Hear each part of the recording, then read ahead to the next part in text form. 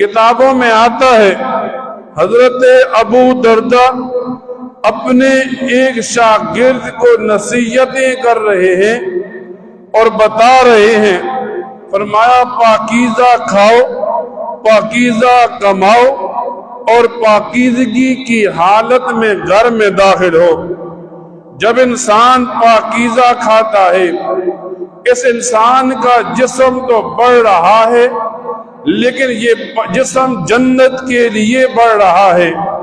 اور ایک آدمی حرام کھاتا ہے، سود کھا لیتا ہے، کسی کا حق دبا کر کھا لیتا ہے، رشوت کا پیسہ کھا لیتا ہے، فرمایا اب اس نے حرام کھا کر جسم کو تو پال لیا، لیکن اس کا یہ جسم جہنم کے اندر جلے گا، کیڑوں کی خوراک بن رہا ہے۔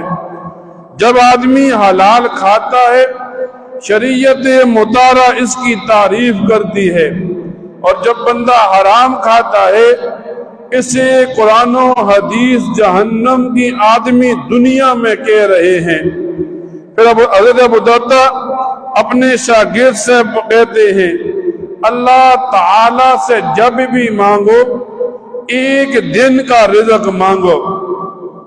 جس انسان کے پاس جتنا رزق کم ہوگا، جب قیامت کے دن کھڑا ہوگا حساب کتاب کے لیے، تو یہ آدمی حساب کتاب کے اندر پھنس جائے گا۔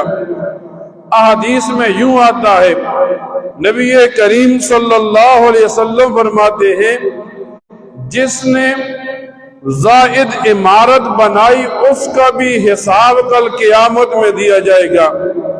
اب ایک آدمی کی